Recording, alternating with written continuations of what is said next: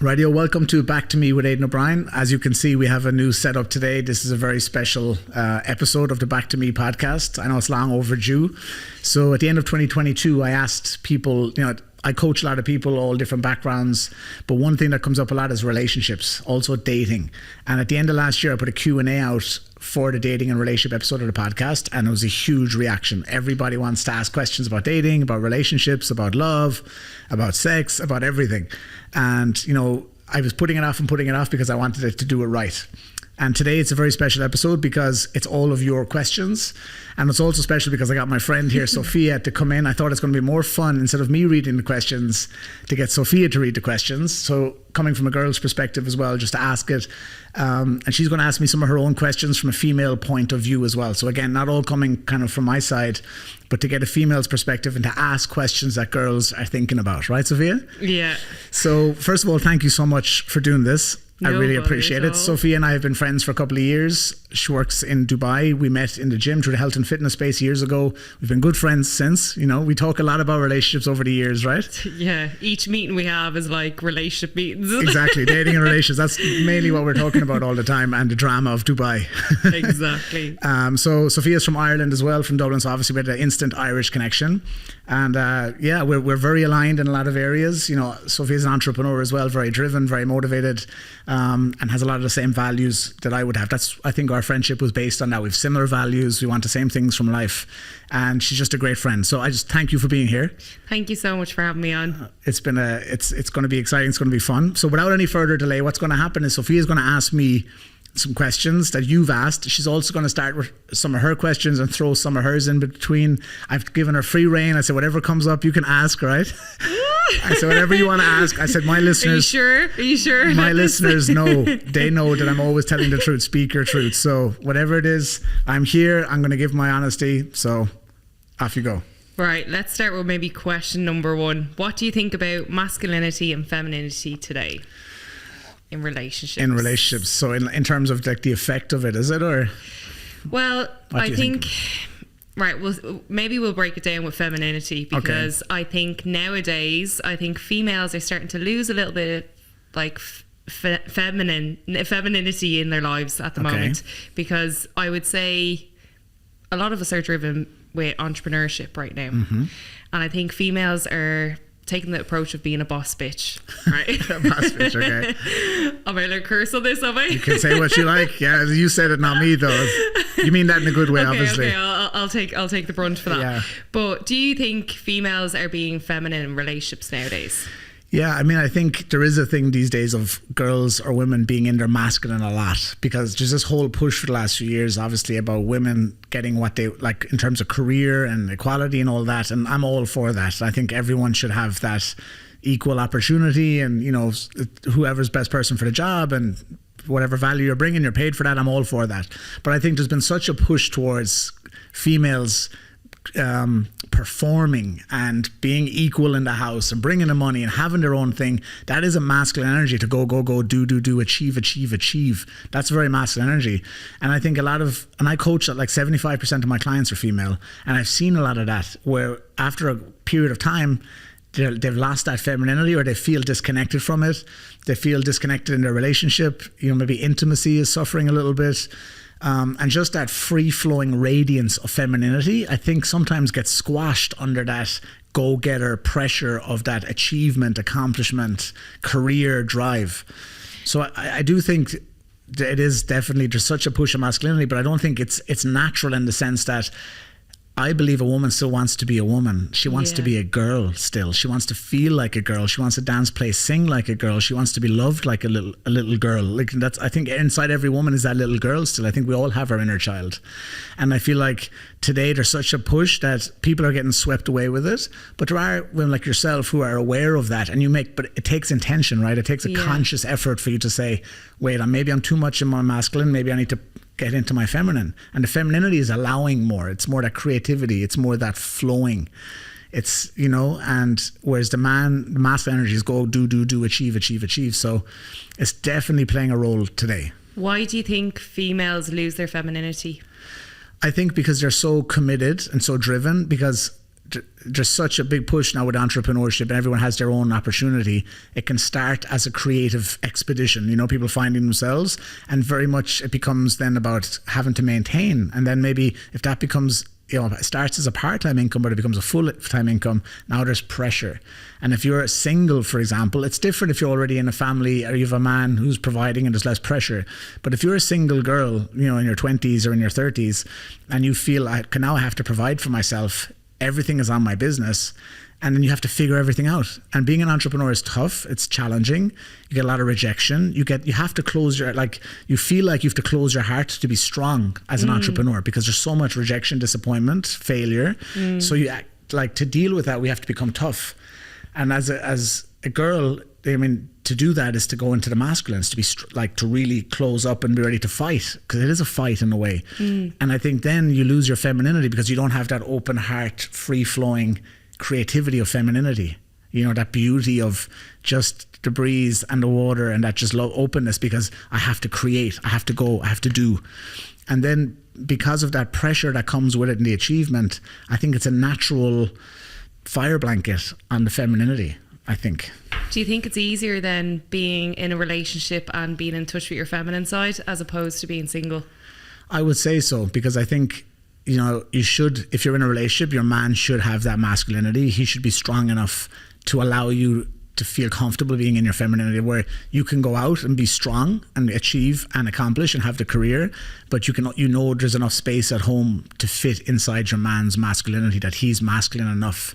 Because I think as much as a masculine man wants a feminine woman, you know, a strong woman wants a masculine man, I think, because you want to feel, would you agree? Yeah, it's funny that you're saying it, because you're saying it from a man's perspective. Yeah. From a female's perspective, I can identify from past relationships where I've had to take the reins of the relationship because the guy isn't masculine enough. And I feel like I lose my femininity when I'm doing that. You're making the decisions. Yeah. You're leading. And I won't lead into my femininity at all. I won't be a female. I'll be more masculine. Yeah. I'll feel more masculine in myself. Yeah. Yeah. So I think, to answer your question, I think being in a relationship with a man who's masculine, that allows you to be feminine, I think there's a safe space then, right? There's a surrender that can happen there. And I think that's also a message for men to get into their masculine, to be strong, to be ambitious, to be a leader, to be fit and strong, I say, is a minimum for a man, because you have to be. Like, the world is so soft today. Fellas are so soft today. Like, I was just going to ask you this question. I was like, do you think males nowadays are losing their masculinity? Super soft. And what do you think's creating that? The biggest thing is, like, there's a reason for not doing anything. It's so easy. Like, life is so easy. Like, you have to choose discomfort. Like, discomfort is intentional.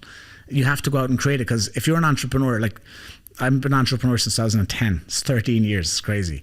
Like, you have to be able to walk your own path. Like, it's lonely. Like, anyone who's an entrepreneur watching this will agree with, like, and as you know, it's lonely, and you have to be strong, and then you have to become, you know, like, I have to keep going.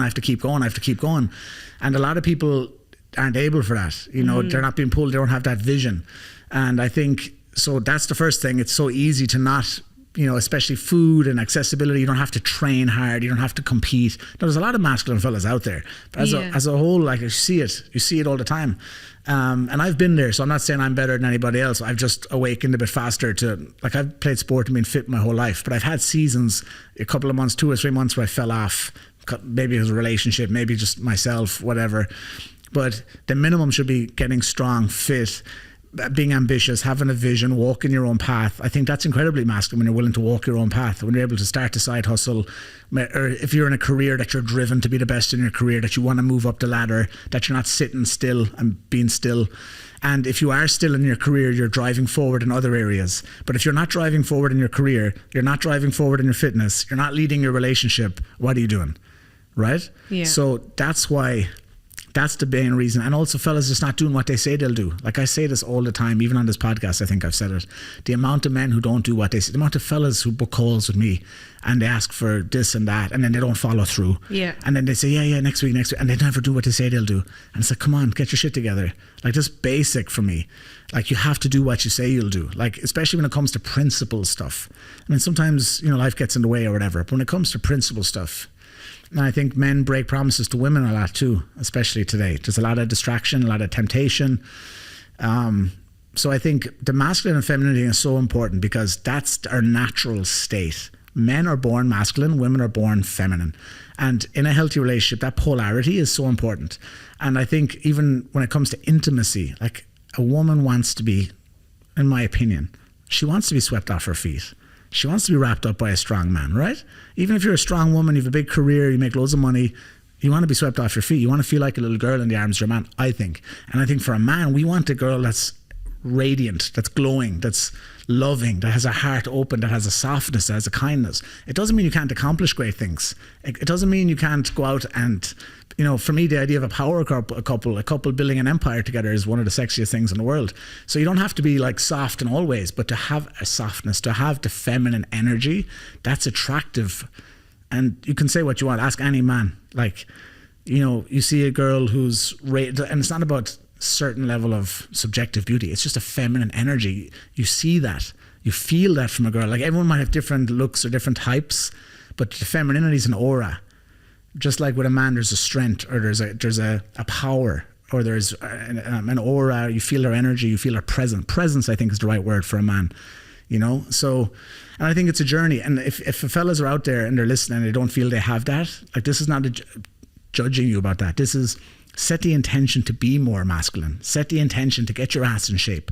Set your intention to, you know, be better in your business, to be more ambitious, to follow through, to do what you say you'll do. You know, just set that intention because it's in you as a man. And for females, that's in you as well. Like, just set that intention. I want to be in my feminine. I coach a lot of ladies that are high level, you know, CEOs or executives, and they want to be loving mothers, and they want to be loving wives, and they want to be loving girlfriends too. But that's an intention. You have to be aware that maybe I'm a bit in my masculinity lately. Like maybe I'm too strong in the house. And I know a lot of ladies like that. They run the house, they take care of the kids, they plan the holidays, they plan the dinner, they plan the date night, they do everything, and they feel like, what the fuck is he doing? So how does a female identify that she's not feminine? If there's a listener here and she's like so unaware of herself right now, how does she identify with this? I think you have to really take some inventory. You have to sit back and say, okay, what's my life look like? How do I feel? Like when I'm waking up in the morning as a woman, how do I feel? Like, do you feel beautiful, first of all? Do you feel sexy? Do you feel, you know, do you feel girly as a woman? Are you dancing, playing, singing every day? You know, and people say, come on, dance, play, sing. Yes, dance, fucking play and sing every day. You just said the F word. Yeah, like, I don't care what it's, yeah, but like you have to, like, because that's what life's about. The little girl inside you, all she wants to do is dance, play and sing and be loved. Like, that's all she wants. Everything else you think you need is illusion. And even going out there achieving this career stuff and doing all that, it's all illusion. Like, and same for us fellas. Like, the little boy inside of us, he wants to play, but he wants to rough and tumble and be strong as well. Like, that's our innate nature. So for a girl, it's just about asking, how does she feel? Does she feel loved? And that's the thing, you have to love yourself first. To be truly feminine, you have to love yourself.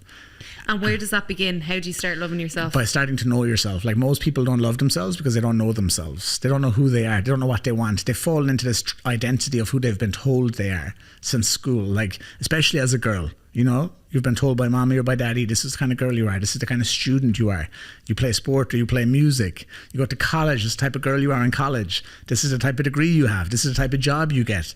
I think girls in particular are really, they tend, like even in school, they tend to be more academically astute, right? They tend to be more switched on and focused. But oftentimes it comes from that childhood pattern of who their parents said, who the teacher said, what kind of university you go to, what kind of city you live in, what's the expectation. So I think you have to be willing to take inventory and say, okay, who am I really now? Who do I want? Am I really who I truly am, or am I who I've been told I should be? And I think a lot of girls in their 20s, and they're saying, like, it takes so much courage, I think, for a girl in her 20s to stay true to herself today. And there's so few. When you meet someone who's true to themselves, it's almost like they glow in the dark. They walk on water. They have an aura, because it's so rare today for girls and for guys to be true to yourself, to say no. I said this to a group I was doing recently. I said, to say, like in Dubai, I have ladies' day, ladies' night. To say no, I don't want to go to ladies' day. Yeah. Why do I have to? Oh no, I don't want to go out to this night out. I don't want to go on the boat. I don't want to do this. Like, that takes so much courage. But that's how you stay true to you, and that's how you keep confidence, and that's how you keep self-esteem. But if you're in a WhatsApp group, it's like, come on, let's go and drink. Come on, let's go on a dating app. Come on, let's go on these different things. You're being pulled left and right, dragged. You don't know who you are. And for me, I always walked my own path, and you know, to find other people who, like, that's why we connected as well, as to, like, we have similar values. But if you're not true, if you don't know what your values are and what your focus is, you're going to be pulled left and right, and then you don't know who you are. And then you're in this relationship that's toxic, and you're at this friends group that are bitching and complaining all the time, and then you have this job you don't like, and then you don't really know who you are. So how are you supposed to love yourself? And then you're eating too much, you're drinking too much, you're scrolling too much, because it's all like, I just want to feel a bit of pleasure, I just want to feel some dopamine, I just want to feel good for a little bit. But you don't really know yourself, and you don't truly love yourself. And how are you supposed to attract the right person then? How are you supposed to find the right person then when you don't know who you are and you don't even like yourself? So just even as, like, where would someone begin with trying to figure out who they are, right? If there was 3 things that they could do to identify who they are, rather than just sitting here and asking the question, right? Is there something that helps center someone? Yeah, I always say curiosity leads to clarity. You have to be curious. Set that intention. The first thing is set an intention. I want to know who I am. The second thing is you have to ask questions. Who am I? Who am I really? Not who do my parents say? You know, I always talk about divorcing your parents. Like, it's a big thing I do with all my clients. I did it last week on my group coaching program, and you know, I looking in the group today before we came in, they're like, wow, like, such an impact on them, such emotion coming up. You have to let go of that story. You have to cut those cords to your parents. So you set an intention, then you ask new questions. So, like, who am I really? Where am I going? What do I want? Who am I becoming? You have to ask these real questions. Number 3, you have to create space to receive the answers. The answers don't come when you ask them, they come later. That's why you have to create space in your life. That's the self-care. Creating space for you. I always say, when's the last time you were a student of yourself? Like, my AidanO'Brien.com merchandise is coming out, and one of the hoodies is like, be a student of yourself. Like, everyone wants to study this and study that. Like, when's the last time you were a student of you? When's the last time you asked, who am I? What do I want? What are my values? How many girls out there now saying, what are my values? Like, I don't want to go out and drink. No, I don't want to go and just be there for the sake of, I want to do what I want to do. I want to maintain my integrity. And when you do that, you take actions from that place of truth. Now you find your tribe. Now you find the real you. Now you find, like, your crew that are, like, in the line with you, and then you're continuously that's being supported, encouraged, and emphasized even more, instead of like, well, I'm there, and you're being split all these ways, and you're like, I've no energy, I'm exhausted, let me eat this shit, drink this shit, scroll here, buy this, to fill this hole that's in me, because I'm giving myself all the time away.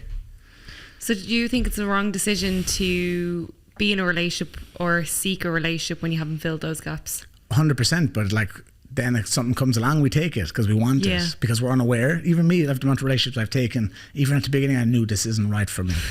You're laughing because, you know, I knew something was under amazing people, like incredible people, but I just knew something's fucking off here. And they're like, yeah, but they really like me. And then they stroke your ego and they take care of you, and especially for us fellas, because girls who are feminine are loving.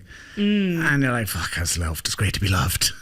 We all want to be loved. And especially, I think, boys from their mother, we have a fear of abandonment. I think all fellas do, because your mom went to work or she wasn't there, or your father was, you know, aggressive or arguing, or parents were arguing. We all have this fear. And girls too. Why isn't daddy at my sport? He's at work. Why is daddy leaving the house? Why was daddy not there? Why are my parents split up? We all have these fears. So then a relationship comes, we're like, love, attention, validation, safety, power, ego. We've all been there. So it's easier said than done, but for sure. And then the other side of that is the relationship helps us grow too. So I think every single person is a lesson. Yeah. I remember one of my deeply spiritual experiences, which some people know about. I remembered every interaction throughout my whole life, like, vividly. And I was just thanking all the people, especially the relationships, because I saw everything had to happen to get me to this point of awakening. Every difficult relationship pushed me back to me. That's why the podcast, Back to Me. Everything is designed back to you, which is really back to God, because the God of you is, you are, the highest part of you is God, I believe.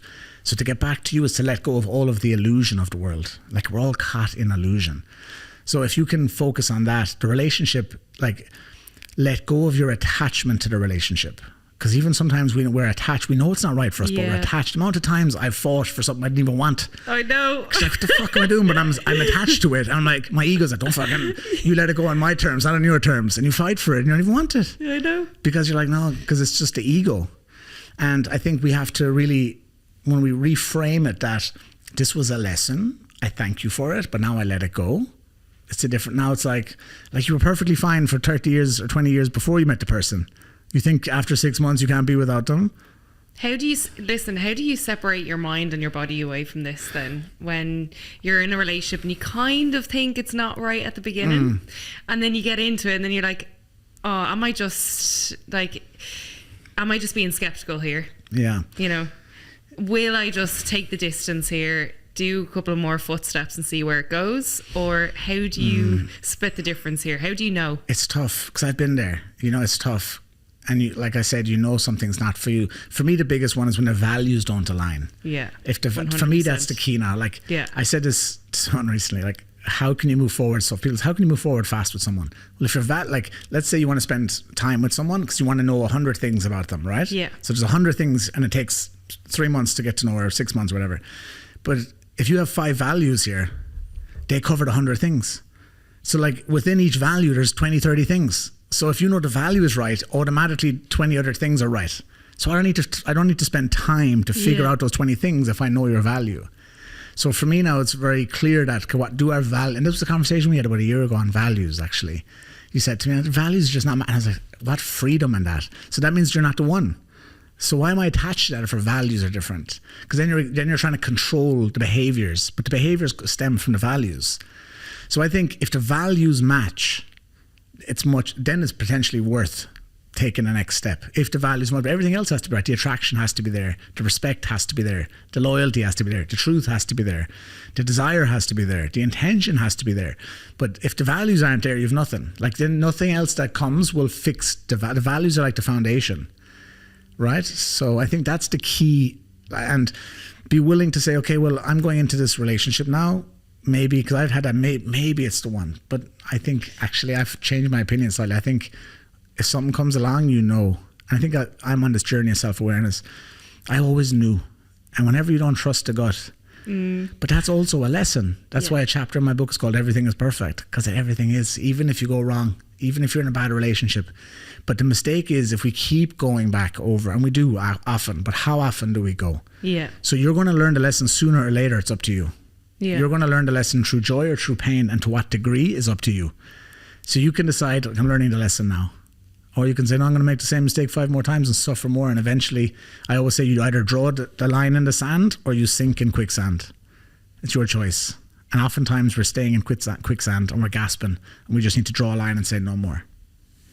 So what if someone has all the values that you want, but their behaviours aren't aligning with those values? Well, then they're full of shit. Yeah. Simple as that. Because then they're full of shit. Because if the values are what they say they are, then their behaviours will match. Like, it's very hard to act incongruent with your values and your beliefs. Like, we always want to act congruent with our beliefs, so otherwise we'd think we're crazy. If you have a certain belief about yourself, like, I'm quiet, I'm not the person who's wild or crazy at a party, and then you're wild or crazy, you'd be like, who am I? That's not me. Yeah. Or the other way around. You know, like if you're normally the loud one and then suddenly you're quiet, everyone say, what's with Sophia today? She's normally this, but she's this. So you would never act out of or incongruent with your beliefs. So if someone's behaviors is telling, like, actions speak louder than words, right? Like, we hear it all the time, but it's true. So getting clear on the values comes from behaviors. Like, some people I'm a good talker. I've always been a good talker. Have I used that to my advantage occasionally? Yes, probably. But it comes a point then where you're tired of your own shit and you're like, what do I want? Do I want to be, you know? So, yeah. And you're living a lie to yourself anyway. Exactly. You're lying to yourself, you're hurting yourself. But again, that's the illusion, because the ego. That we just, we're still on this like second question. We're going to have to definitely keep going. Right. But even off that, is there anything else before you go on to the next one, like around that? Because I think there's some good stuff there. Like, you're asking really good questions. No, I think we touched on everything there. We'll move on a little bit. I think. Yeah, but I just think the whole values though, that is the core, isn't it? When you're looking for someone, that is the core. Or what's your core? Yeah, I think but the intention, like if you want, I mean, to meet someone, the timing is incredible, right? Like, you can't really control the timing sometimes. That's kind of the higher power. But if the timing comes and the intention matches, that we want the same thing, that's beautiful. But even if the timing's right and you want the same thing, but the values don't align, it's no good.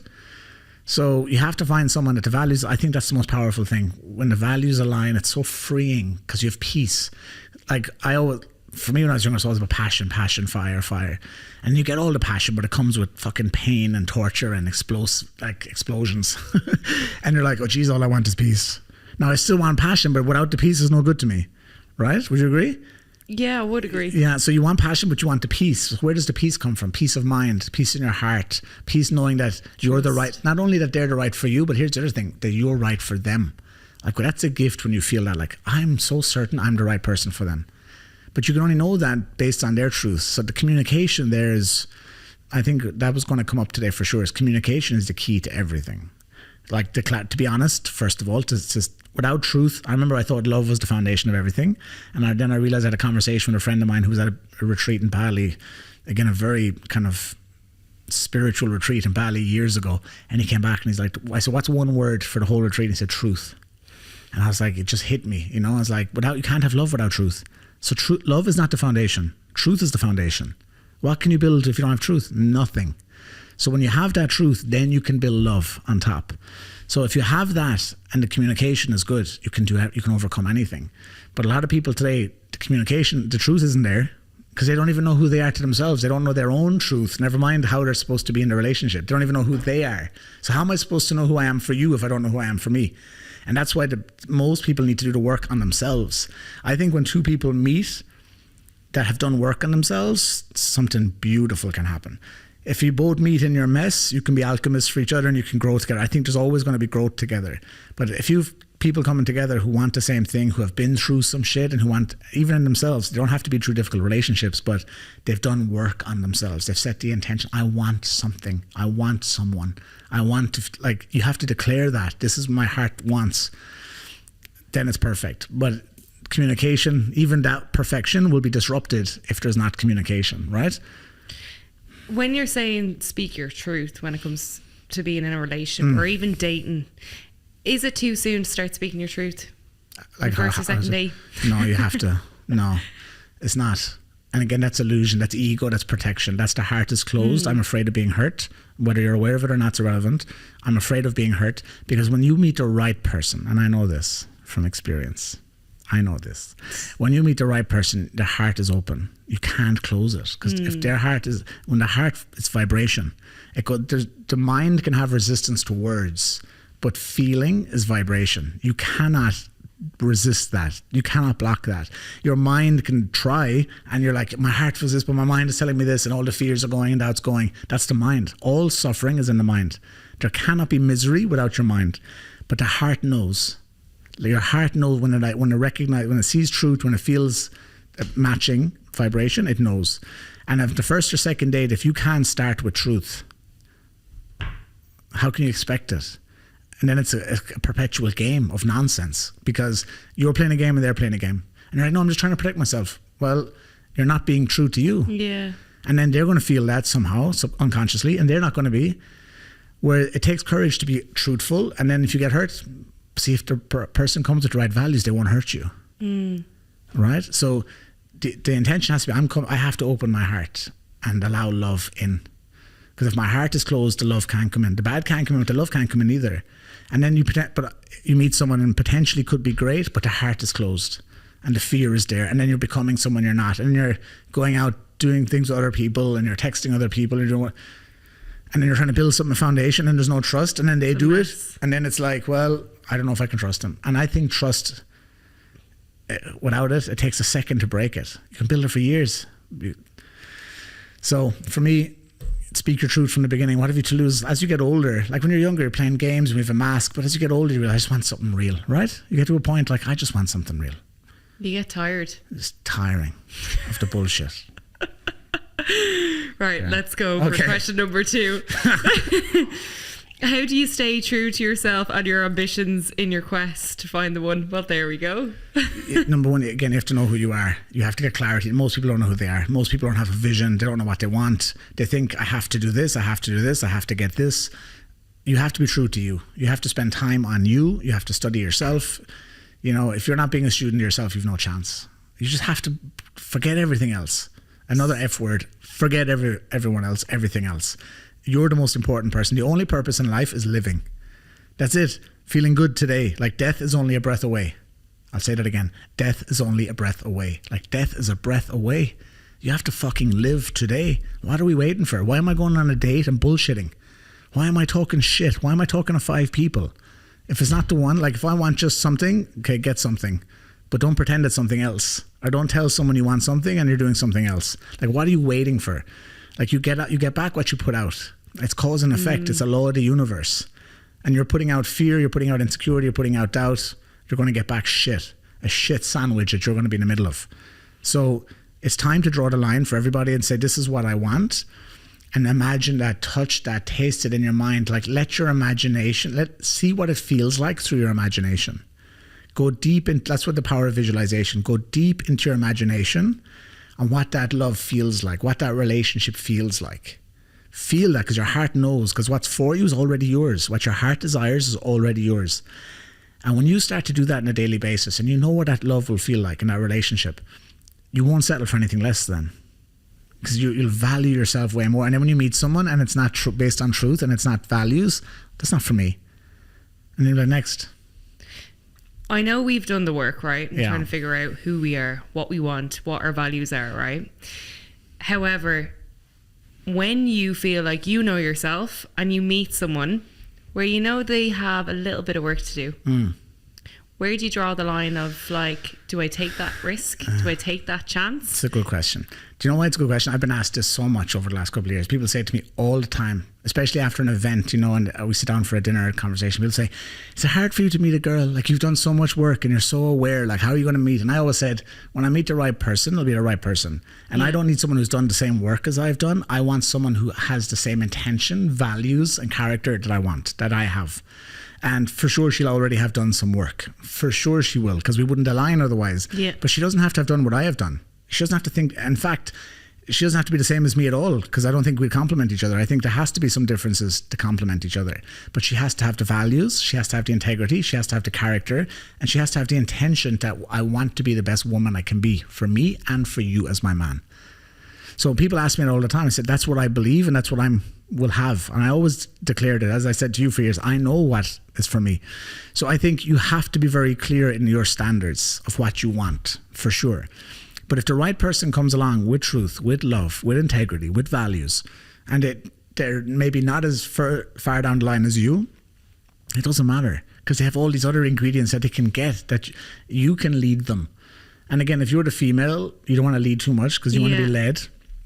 But if you're in that space, I feel like the right person will have that alignment already, on some level. It naturally happens. So. Yeah, they mightn't have done the work you've done, but they might have always been curious and now they feel safe, because I think love is a healer. And I think when your heart is so open, I think it can heal things and that's beautiful, because someone said it to me recently and I was like, wow, that's so beautiful. And it's true.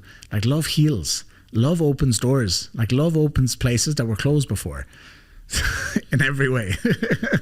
Heart, eyes, ears, everything. Obviously that's what I was talking about. But like it really can, like love can heal places. Like when there's a door and some people have big walls built in front of their heart. Love can open that. So you have to be, again, willing to trust a little bit. I think trust is huge, but trust yourself. Trust yourself and give them the benefit of the doubt when everything else is aligned. They don't have to have the work you've done. It's not like, oh, they're not into personal developments. No, but if they might have, I think everyone has a lane. They might express themselves in a different way that's, creative. It might be so different to you, but it might complement each other perfectly. So know what you want, know who you are, but don't build walls for yourself. Like for me, the biggest thing is surrender. We trust so much in our life already, unknowns, like how our heart beats. We don't know how it's happening or when it's going to stop. We trust it. We don't even think about it. Our breath goes all the time. We trust that. So it's important for us to trust other unknowns too. I always talk about receive unexpectedly. Like trust that life happens for you, not to you. Trust that blessings are seeking you out. Trust that everything's working out in your favor for your highest good, for your greatest joy. Like trust that. And then when you do, you just take action from trust and you receive. But most people don't receive because they're trying to control everything. Yeah. They're trying to get what they think they want. Be vulnerable. Like there's strength in vulnerability. Same for fellas. Fellas need to hear that. Like be vulnerable. A woman loves a man. You can still be super masculine and be vulnerable. Yeah. That's the thing. People think, oh, if I'm masculine, I can't be vulnerable. No, the most masculine thing you can do is be like, I don't know, or I'm not as strong as I should be here and I want to be stronger. It feels empty when a guy is super masculine and they don't have that fine line in between of being vulnerable. Yeah. It feels like it's an emptiness of masculinity. It's superficial. Yeah. But so a masculine man should have, we all have masculine and feminine. That's the point. So even from earlier, how we started, a woman has to have some masculinity and a man has to have some femininity. A man has to surrender to and trust and allow and go with the flow and receive as well. So what do you think creates barriers, walls up around people's hearts? What's the most common pattern it's that fear you see? from childhood. It's damage from childhood. I always say love the parts of yourself you don't like. All the parts of your personality, why you're an asshole, why you're a bitch sometimes, why you're sad quickly, why you get angry quickly. They all came when you were a child and you were hurt from your parents. Something happened. Even if you had a good childhood, things happened and you were scared. And when you're scared and your body feels pain or discomfort or hurt, your mind says, we'll get out of here. Your mind doesn't want that. It cares about survival and saving energy.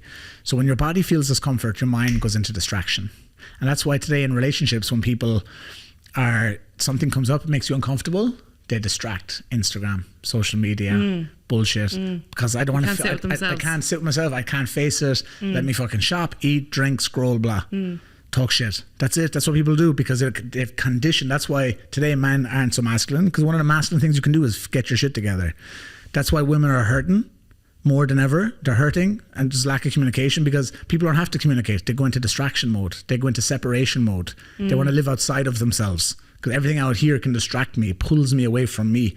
It takes courage to pull that shit back in here and go back to me. So yeah, I think we all have masculine and feminine. A man needs to allow his femininity. He has to be vulnerable. It's real, and it's beautiful. I think it's beautiful. And you're like, I feel it's more powerful if I say, I don't feel good here. Like I say to all my talks, there was a time I didn't like myself. I feel so free saying that. I remember. Yeah, I was like, I really don't like myself. I'm just tired of my own shit. And so how many people listening are tired of their own shit right now? But if you don't have that conversation, if you don't put that out on the table, you've no solution. It's better pushing it down, distraction. And that's why some of the biggest suffering that happens can bring you to the light. Like you have to walk through the valley of the shadow of your doubt, your darkness. You have to. That fire of yourself. You have to walk into it. It's the most courageous thing you can do. And the reward is the greatest reward of your life. It's pure freedom. It's total freedom. So when it comes to trauma, right, childhood trauma, I talk about this quite frequently because I think it does pave your behaviours and relationships, attachment issues. Yeah. Do you think someone can overcome their trauma if they don't identify it? No, the healing is in the feeling.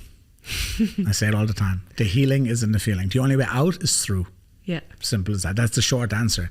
That's why you have to set the intention and keep your heart open. The heart can transmute everything. Your heart is so powerful. You know, we can measure the electricity of the heart out beyond the body now. Like they do that in the Heart Maths Institute in New York, I think. They measure the frequency of the heart goes beyond the body. Like the heart is so powerful. But our instinct, and I think a feminine thing, is to close, protect, like wrap up, go quiet, go small, you know? And I think we have to set that intention to be like, I want to keep my heart open so I can heal. Like that's why we do the divorcing the parents. We go back and we find the moments of pain and then we write that letter and we read it and then we burn it and we let it go. And we ritualize it and we declare it and we cut the cords and we let it go because the body remembers. Like so many people, especially girls, I think have a lot of stomach issues because they have so much anger because it started with hurt and vulnerability and sadness, and that buried years and years and years becomes hard, and it's like anger. And that's why there's pain. That's why lower back issues, gastro issues, stomach issues, it's all fucking and you can't express it because you're like, how do I get it out? That's why I have so many clients do boxing classes and kickboxing classes and get the pillow and roar into it from your stomach. You have to move that energy. Motion changes emotion. I'm saying it all the time. You have to move the energy. The energy gets stuck, otherwise it stagnates. Leave these cups of water here for a few weeks. It's going to be pretty nasty in a few months. And that's been buried down here for decades. And a lot of people don't realize the amount of burdens they're carrying because they're carrying them so long. So you have to set that intention to heal. You have to seek, like, how can I heal? How can I find the answer? And when you do that, you find freedom. Now you can truly love, because you don't need to learn how to love. You need to learn how to let go of everything that's in the way of love. Yeah. What's blocking my awareness of love? You know, your natural state is to love, but we block that. So that's why the healing is so important, to free yourself. Next question. Right, question number 3. What's your experience of online dating? Oh, Jesus. What are the do's and don'ts? Oh, my God. That changed the tone quickly, right? Yeah. So, yeah, I've had some experience. I was always against the apps, but I remember when I moved to Miami a few years ago, a friend of mine living there, he's like, bro, you're in Miami, you know, and like for the last few years, I was never big into going out all the time. Like, you know, as Irish people, we go out, we go hard, you know, go ham, all in, you know. But I was like, a new place, let me use it for a while. And it was interesting. It was really the influence. I think a lot of people, if you did a survey of how many people download dating apps because of the influence of someone else, it's insane, right? And I always knew I wasn't in alignment with it, but like I moved to a new place and it was cool to meet people or whatever. But I remember very quickly, you know, first of all, pictures are so misleading. Girls today are like fucking David Blaine, they're illusionists. Like, they're like, sorry, who are you? You look like a cousin maybe of the girl who I actually saw. But the biggest thing is the energy. You know, the energy. Like, I love when I meet someone, you can feel their energy immediately. You get to, or you know, when you see, like, I like them or I don't. Or they're my type of person or they're not. Not even but like, you know, they're cool or they're not. But from a photo, you've no idea. But do you not think with dating apps, right, nowadays, like we talked about core values, right, where that's really important. Do you think someone that's going to be alongside you and that's taking dating really seriously, they'll have their values on their little bio and it kind of scrapes away all the bullshit? They could, yeah, for sure. But the first thing is you don't know who you're meeting though. Like, so the first thing physically, like I've had that and I matched someone and we talked years ago and I got her cool and then you meet them, my stomach sank. I was like, that's not the same person. Even their whole aura, as soon as I saw them from 100 yards away, I was like, that's a different energy than what I was talking to. The photos were different, physical, like they looked different, everything was different. And I just felt cheated, like, oh, this, like that's not what I was taught it was. Do you think your expectation overrides then the... No, because at the end of the day, that's why it wasn't for me, because and I've used them, like, I mean, I used them a few times, you know, but I remember even 2 years ago, I've deleted it twice because I was like, this is not for me. But I don't go out so much, you know, I'm busy, I have stuff to do, I get up, I run, I don't want to be out on the lash and just, you know, I don't want to do that. So I was like, how else am I going to meet people? But I knew always it wasn't, again, it was my gut talking about being out of alignment. So just a couple of things. One, the physical thing, people don't look the same. Even I've heard fellas who even don't even show how they really look. There's nothing wrong with online. It's a great way to meet people today. But for me, I always knew I'd never meet the one online. I always knew. I was like, no, because they don't have the same values. I don't want a girl who's out and about texting 10 guys. I don't. Yeah. Okay, the rules are different for you. Okay, maybe they are. I don't like it. Yeah, I'm not perfect, but I don't like that. I don't want a girl doing that. So that's it. I knew I'd never meet the one there. But so it's just dating, social, whatever, right? So the first thing is people don't look like today, especially, and I don't get it. Because I'm going to meet you in person, you know that, right? So why are you looking like a fucking different person with lights, angles? I think it's a lack of confidence, though, in self. 100%. But I'd rather, I made a joke, like Jim Rohn said once, I'd rather look worse in my photo and look better in person. So when I meet you, like, oh, that's actually pleasantly surprised. That's the first thing. The second thing is the energy. You don't know what your vibe is. Like, I know when I see you in 2 seconds what your vibe is before we even speak. That I don't.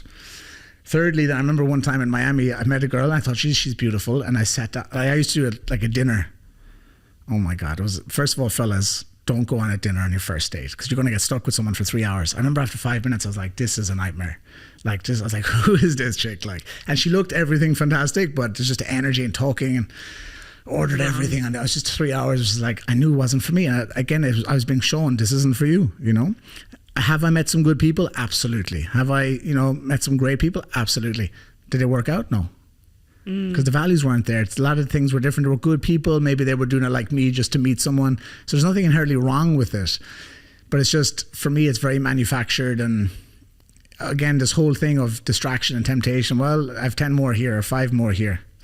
It's just not the vibe, you know? It's just not, for me, character, integrity, it doesn't align. Do you think online dating is diluting traditional relationships? Absolutely, yeah. I think it's social media in general, because that's why for me, you know, I don't follow many people, like only people through business or family or friends, because I think it's all noise. That's why I like scrolling. I never use this explore page. I don't want to see what the fuck anyone's doing. Like, I don't care. Like, I care about my stuff. I don't want more friends. Like, I have my circle.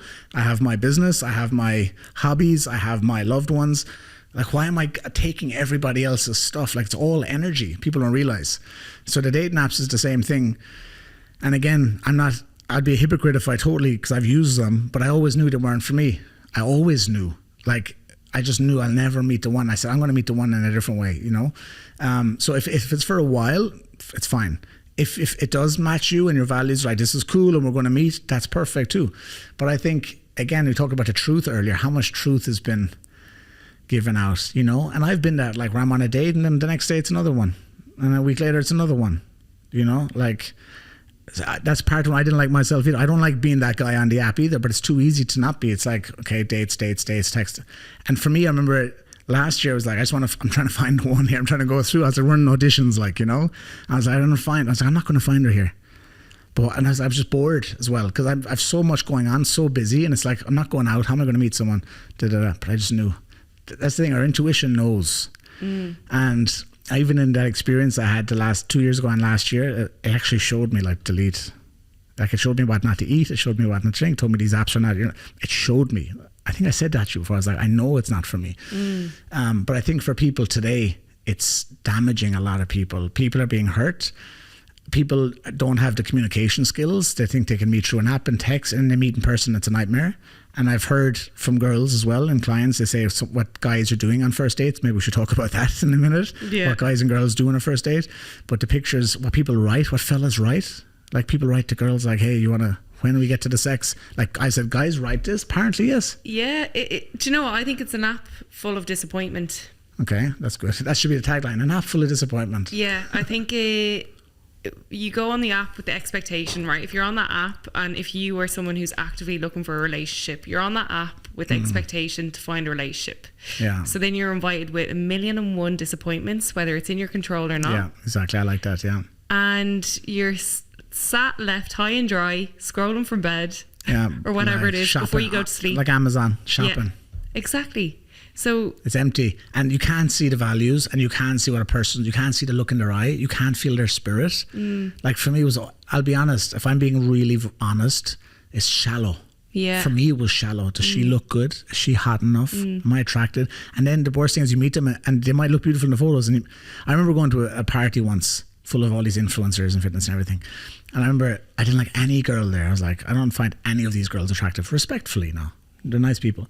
And, you know, you connect on Instagram and blah, blah, blah. And then later that night I was at home, or the next day, and I was like, who is that person? And I was like, no, I didn't meet them at the party. What? I was like, no. Like, that's not the same person. Like, it's insane. So, and you can't, I meet someone like, I don't like that vibe. And then online, like, wow, they look amazing. But they don't really actually look amazing. They've made themselves look. And I think it's all leading to hurt. It's all protection. It's all putting layers over that leads to hurt. And we've all been part of it. And the reason I speak so passionately about it is because I've fallen victim to it. I've been part of it. Everything I speak on, I've been part of. So it's not like I'm better than anyone, or I haven't. No, that's just my opinion and my experience, you know. So for me, they're a vehicle to get to more people. For some, they will find, and there's lots of happy people who've met each other online. But for me, it doesn't align. And it was a great honor for me to delete that fucking thing. Like, really, I was just, and to know I was done with it, you know. And I was like, no. And you have to trust yourself. I just knew I wasn't going to meet. And that's the thing, you have to know yourself. When you know yourself, you know this is for me or it's not. And for some people it is. Because some people live in the middle of nowhere and there's no one around, and they don't go out and they don't want to go to the pub or the bar. And it makes sense to do it. Perfect. And there's a purpose for it. Yeah. But they have to immediately, I think, if I had some advice for dating apps, number one, don't spend all day texting and days texting. It's a waste of time because it's bullshit. Yeah. Go and meet them ASAP. Yeah. Number two, don't go for dinners, go for coffee first. Fellas, don't invest 200 euros in a dinner and drinks and 2 or 3 hours of your time, which is even more expensive than the money, for someone that's not right. Number three, when you meet them in the daytime, you see under the light of sun, the daylight. If you like them in the daytime with coffee, you're going to really like them at night with a drink. Yeah. So start with the coffee in the middle of the day. Saves you time, saves you energy, saves you money. You can see what they really look like.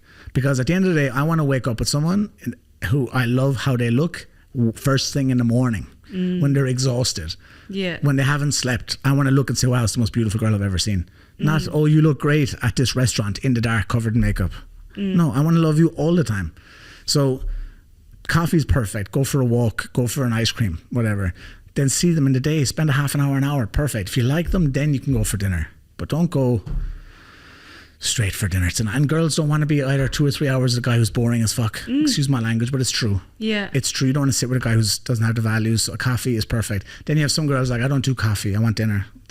That's a no. Red flag. Bye-bye. Best See you of luck. later. Exactly. Not a good woman. I mean, no. And then fellas like, oh, when are we going to your place? Like, if a guy says that to you, guys, Gone. I've been fellas, are you stupid or what? button. Like, some guys, if they had 2 brains, it'd be twice as stupid as my, that's ridiculous, some of the stuff. And also, should a man, I know I'm going to jumping ahead here, but like, should a man pay for the first date? Absolutely yes.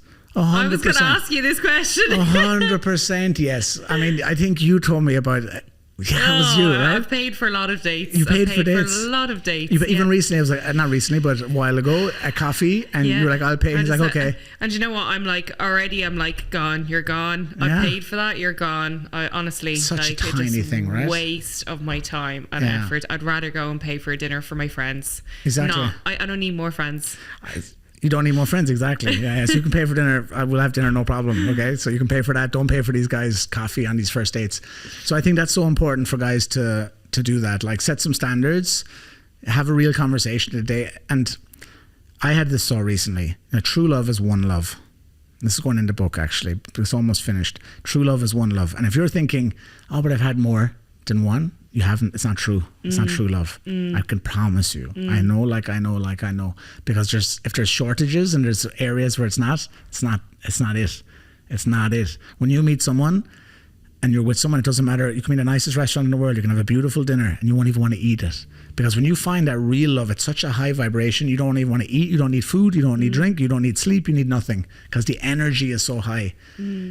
I think today, and that's why apps, it can be a vehicle, but getting out in the world, living in alignment, that's the key. Like, if I don't use apps, Aidan, how do I get through to you, live in alignment, and then you take inspired action. Then you get ideas to go here. It's like, oh, should I go to that event? Should I go to this? Should I go to that? Should I go there? Should I go there instead of there?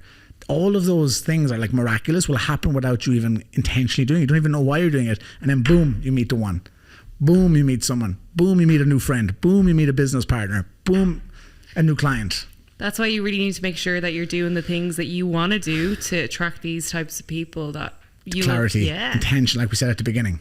Okay. Otherwise, you'll end up doing things that you don't want to do, and you'll be with the people that you don't want to be with. But when you are in alignment, the mission is alignment. You find everything comes. I said that. I remember even last August, there's lots of clips on my podcast, right, on Instagram, and I was like, when you get in alignment, the right people come into your life when you least expect it. I've been saying this for years, and I said it 2 years ago to my friends. I was like, this person is coming. I can feel it, and I'm always right, and I'm still right. People come, so you have to just trust. Take action and you will receive. Right, I'm going to do a fire around. That you'll receive unexpectedly. Allow yourself to receive unexpectedly. That's when the greatest gifts come. That's when you need to just be completely vulnerable and be open to trust. Trust the unknown. And you know what I always say is, like, having a broken heart means that your heart was always was loved. And I think if you've never experienced a broken heart, it means you were never really loved. Yeah, and it doesn't have to be, bro. You don't have to suffer as well, by the way. You don't. People think, oh, it has to be. No, you don't actually. But when you suffer and if someone is listening and they're suffering right now, it means that they were loved, though. It does mean they were loved, exactly, but it also means they're getting stronger and they're learning how they want to be loved and how they want to love in the future. Like, there's no wasted here as long as you're learning, as long as you're curious. Some people are asleep though and they keep running into the wall. Oh, there's like a clear glass panel and they keep running into it, smacking their face, and they think it's a clear path, but it's not. The glass is just clean. It just looks good on the outside, but there's a wall there. So you have to be willing to be curious again, to say, is this what I want? What am I learning? What's it telling me? Like, your chaos is your communication. Everything that's chaos, if you're suffering, there's something in it for you.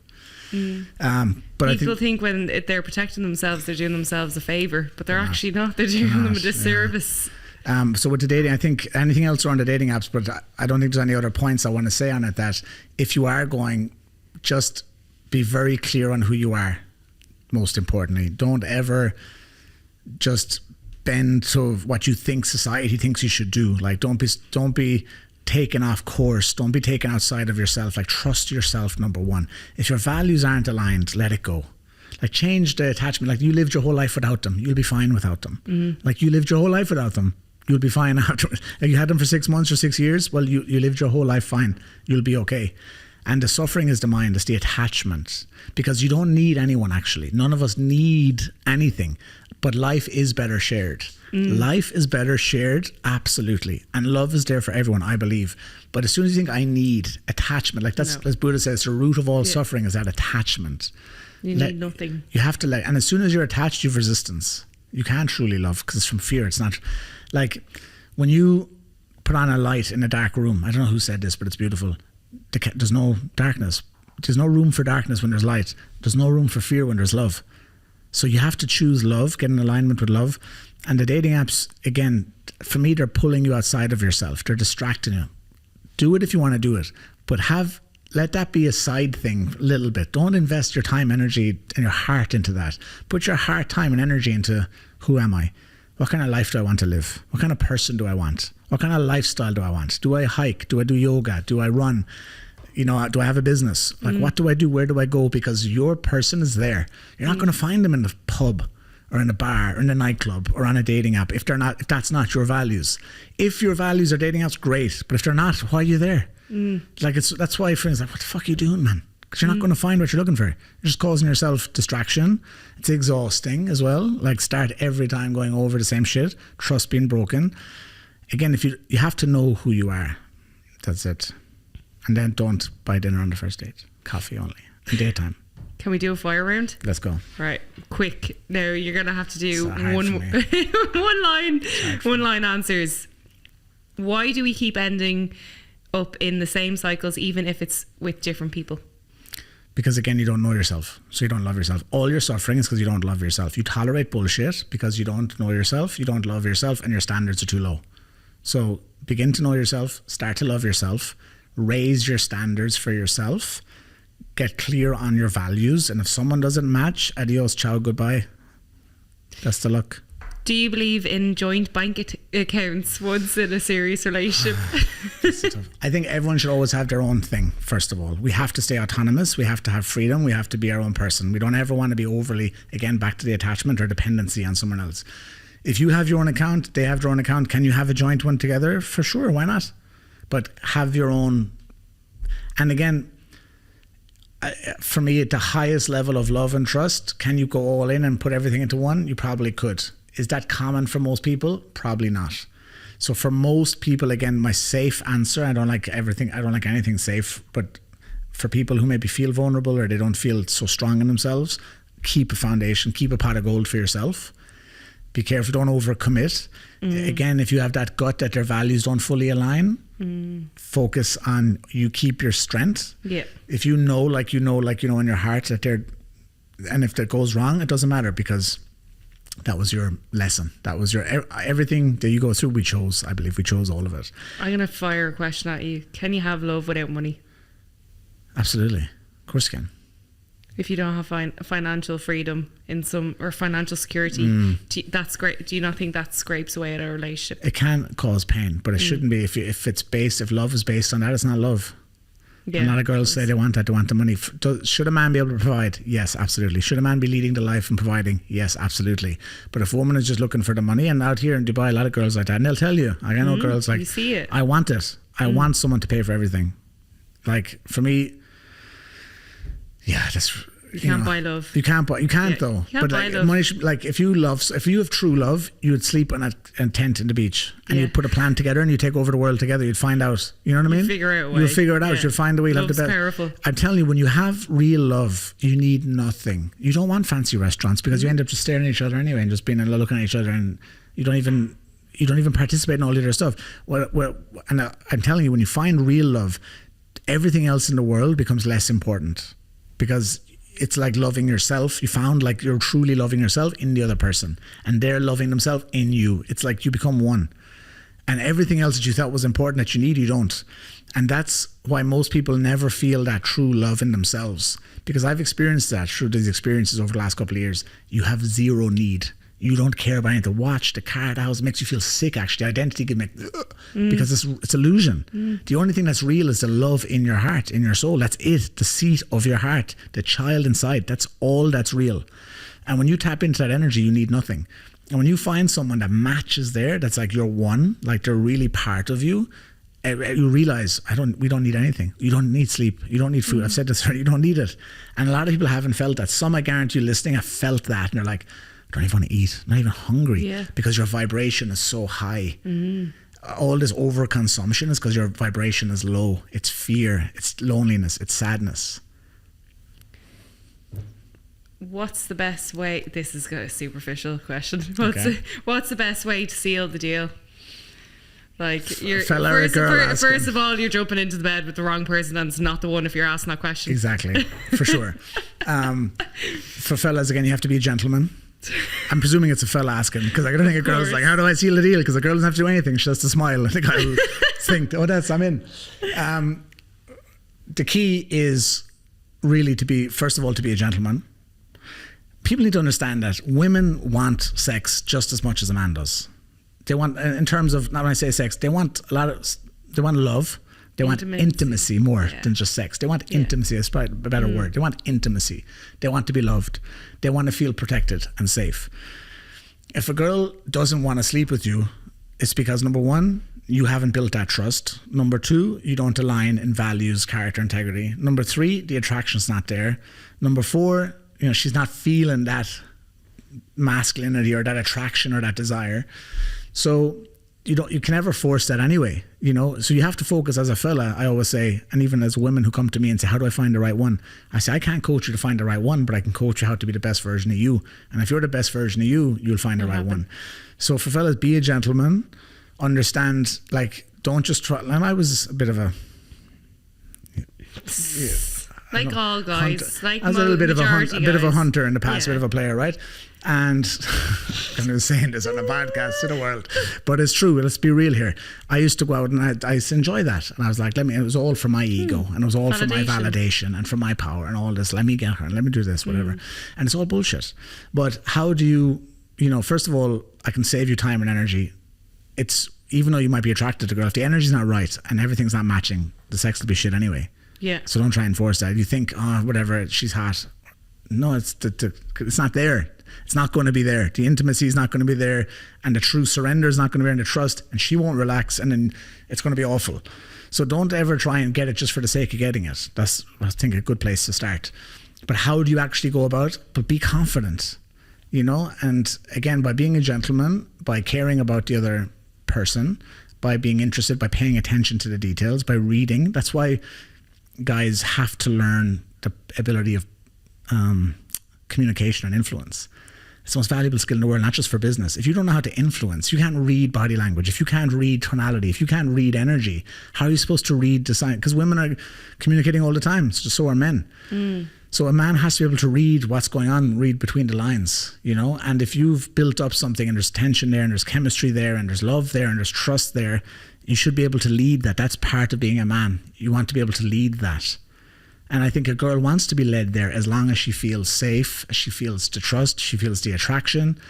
A lot of guys, what we do is we use whatever it takes to get it because we want it, because our validation comes from it, our power comes from it. So we just fucking say whatever we have to say to get it done. And I was there before too. Like, that's a normal thing. But that's because we don't know ourselves as fellas. We don't love ourselves either.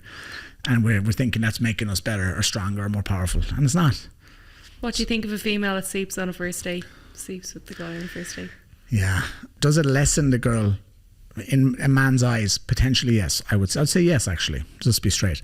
Does it lessen a girl's self-esteem herself? I would also say it probably does. From what I've seen, from conversations I've had with girls, they do it. They rarely feel amazing after it. Like, sometimes they do when you end up in a relationship and it's great and you think, that worked out. But does it actually work out in the end? Like, for me, when a girl has values again and she's like, no, I don't.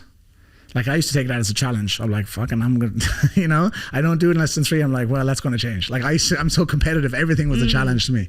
But I respect way more, always respect more. And that's just for being honest. I always respect more if a girl's like, not on the first date. So I think, again, what's your intention? If a girl wants to do that, fine. She just wants to have fun and do that, fine. But if a girl wants, looking for love, that's a clear answer. No, of course you shouldn't. If you're looking for the one, why should you? What if you're living in line with your truth and it feels right?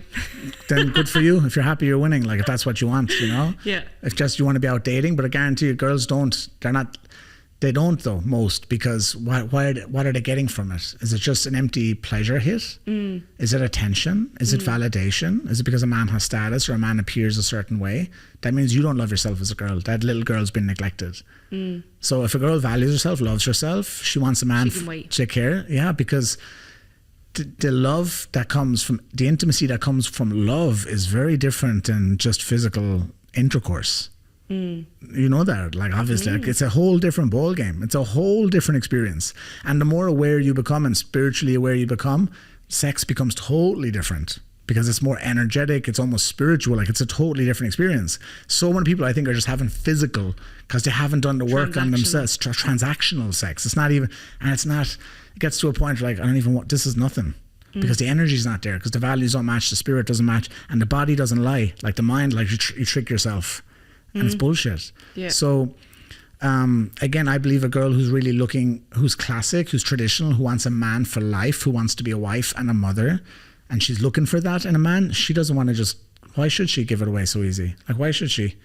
Like, do you not value yourself? Like, if you truly value yourself, you're not going to be out there sleeping around. It's the only thing that you have full control over is your vessel. That's all. That's it. And also for fellas, because we think it's different. Like, yeah, I'm a fella and I can do what I want. Yeah, maybe, but I'm also losing energy if I'm doing it. I'm also cheapening myself, giving it. Why should they get it?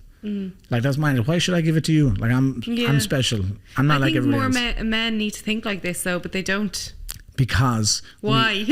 Because we have issues from our childhood. Yeah. And we don't feel safe because we have fear of abandonment. We don't feel valued because maybe our teachers or our parents didn't give us the validation we wanted, so we feel not good enough.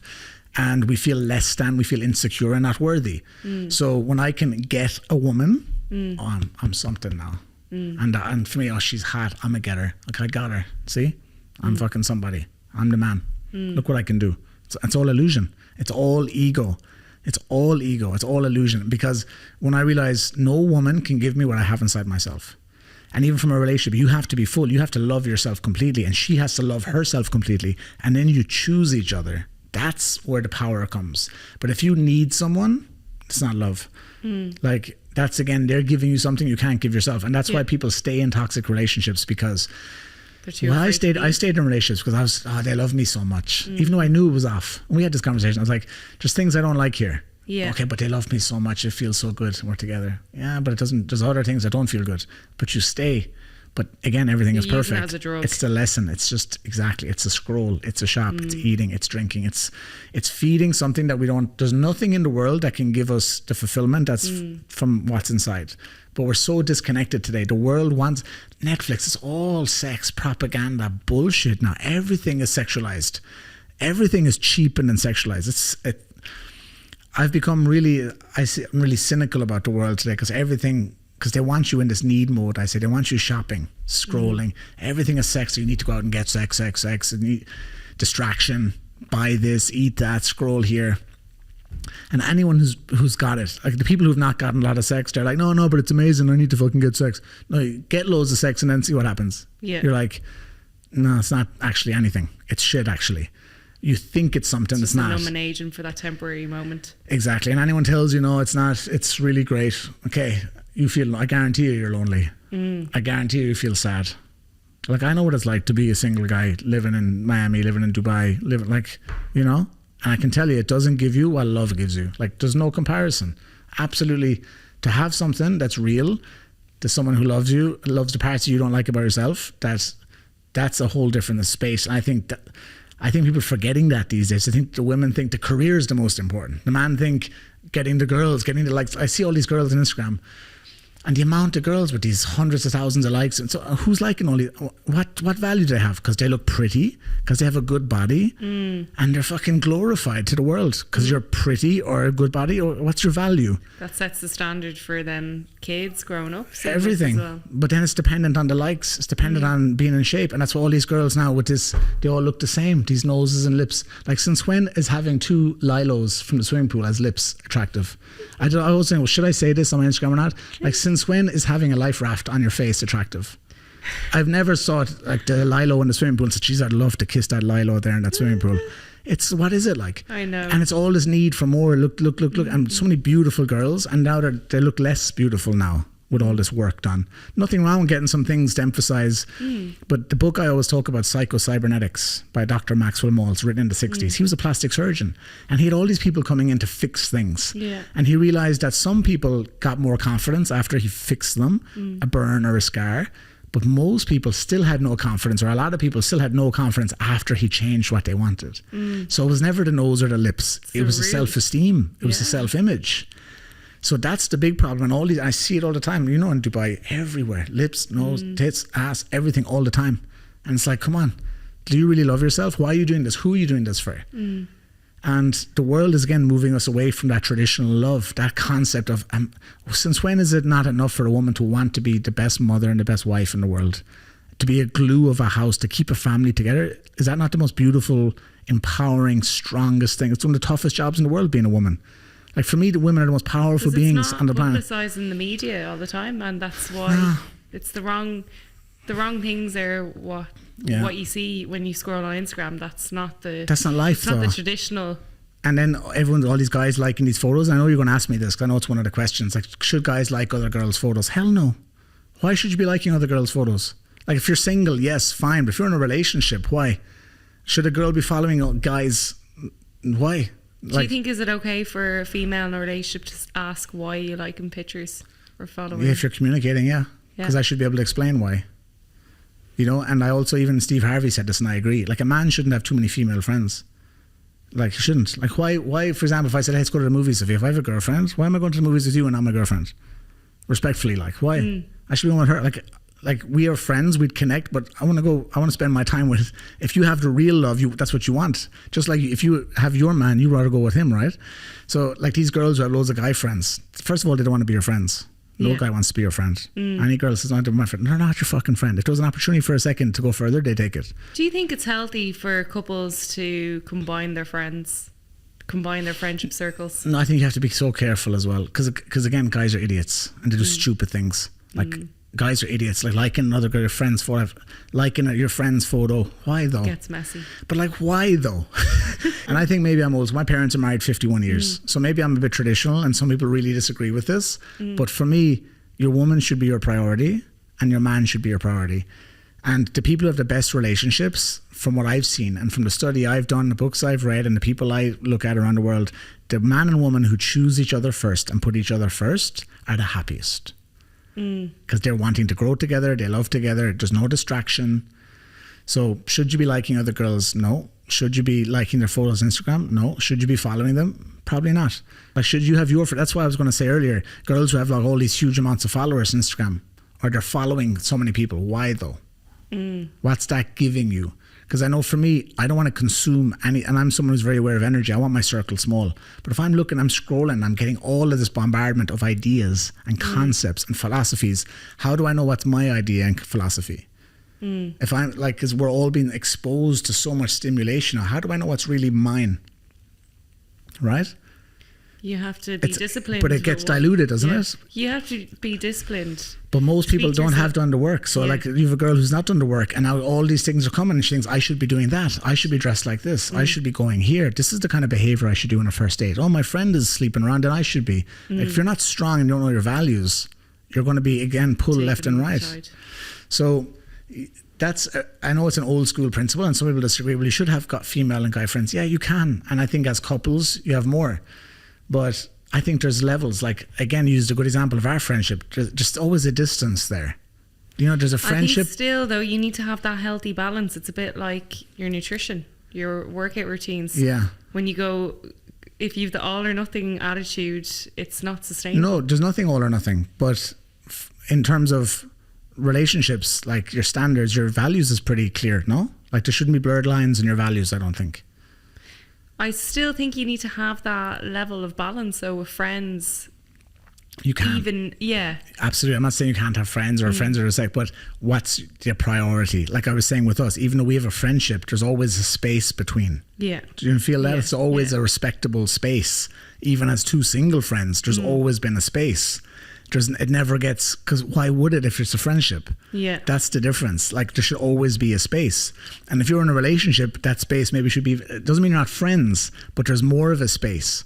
Because you're naturally, I think if you're really in a good relationship, you're naturally magnetized to the love. You're not like, your time is going less even to your own, you should still have your own life for sure and your own friends and everything. It naturally happens. But it naturally, you get magnetized if it's the right one. If it's not the right one, it's a different conversation. Yeah. Okay. Is it possible to be in love with someone you never met in person? That's a tough one, yeah. I think you can be in love with the idea of someone, but until you feel their energy, until you feel what they're like not real love. You have to spend time with people to really like I said earlier, you can meet someone that could be instant. You know, I've had this experience even recently, and you can feel something and you know it, but the day-to-day life, you feel them, how they live, how they handle things, how they choose different situations, how they think, how they speak, how they react. I think, again, online, it's a bit of an illusion. You have to feel the person. You're in love with the idea, not the. But like even how someone walks, their energy. Like when I see the gait of someone, I notice that. When I see someone's skin, I notice that. When I see someone how their hygiene is, I notice that. When I see someone how they wear. When I see someone their body language, like I'm aware of everything. I can't see all that online. Another reason why dating apps weren't for me, because you can't see that. Like how can you tell? You can't. So you can be in love with the idea of them, but until you spend time, and that's why people always say you don't know someone till you live with someone. Because when you live with someone, you see a lot of different stuff, you know? And then when life gives you challenges, how do you react? How does that person respond in that time, you know?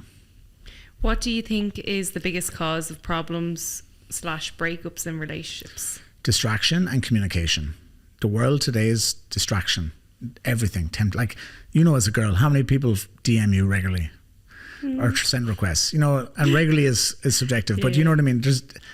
Have you got, in the last 12 months, have guys wrote to you randomly? Of course, are guys following you? Are guys liking your stuff? Are guys commenting? So if you're in a relationship and you've all that shit coming all the time, and then something doesn't align here and someone makes you angry, like back in the day, you had to go for a walk and calm down. There's no phone to look at. Now it's like, well, I have 10 DMs here and I've just gone, oh my God, look at them. Like, this is like why I was saying earlier about like why you're exposed. Why are you exposed to, like, unless it's your business and you're very clear on your standards, fine. But why are you exposed to receive, like why are you consuming why are you on Instagram at all the Explore looking at everything? Like, what are you looking for? But no, it's normal to look at the Explore and search. No, who says it's normal? You're trying to fill the gap. You're trying to fill the gap. But who said it's normal? Because everyone else does it. That's the hardest part about getting back to you, is that the world thinks the opposite. It doesn't want you back to you. It wants you consuming everything. You should be a producer. Like, I go on social media to produce. I put out my content. I'm not consuming content. The only consume is on YouTube. Or a couple of friends I'll check. Like maybe 2 or 3. I never scroll stories to see. I don't give a shit. Like, the important people in my life, I talk to regularly. We have a call, we catch up, but I don't need to be looking. I don't need to go into the search and see who's there and what's going on. Why? Oh, well, it's normal. Who said it's normal? What's normal is knowing myself, loving myself, waking up to every day feeling alive, celebrating life, being healthy and strong and fit, having loved ones around, sharing life with a loved one. That's what's normal. Just constantly in distraction mode, scrolling and hitting likes and waiting for likes, that's not fucking normal. That's just what the world is today. But doesn't mean you have to participate in it. Just because there's people outside throwing rocks, you don't have to go out and join them. You know, on Halloween, there's people throwing eggs at houses. You don't have to go and throw eggs. You can stay at home and watch, like this whole thing about New Year's Day and Women's Day and this month and this month. I say every day is Women's Day. Why am I, like, my woman, I celebrate her every day. Every day I celebrate her. I celebrate me every day when I wake up. Why shouldn't I? Like, why should I celebrate when the world tells me to celebrate? Yeah. Like this, today, the more you awaken, you can see everything is control. The world wants you to do what it tells you to do when it tells you to do it. No one gives a shit about you. They want your money, they want your attention, because your attention equals more money. No one cares. And anyone listening thinking fucking social media wants what's best for you, it doesn't. And any girl's getting hundreds of likes and people saying, wow, so beautiful. If you think that means anything, you're delusional. It means fucking nothing. All that matters is, are your friends, your best friends, close friends around you? Are your family around you? Do you have a loved one? Do you love yourself? Are you in alignment in your life? Are you doing something that's contributing to the world, making the world a better place, energizing you? What else is there? Everything else is illusion, in my opinion. Best way to get a girl's attention? Be different. Break the pattern. Like, often guys ask me this, like, how do you talk to a girl? I say, well, it's like a networking event for business. Same principle. If you have a beautiful girl here and 10 guys go up, 9 of them are saying the same thing. Hey, how are you? What's your fucking story? Blah, blah, blah. Be different. Be interesting. Everyone's trying to be interesting. I always say be interested, not interesting. Like, how do you be interesting? Be interested. Ask a different question. You know, like... What would be a different question for you?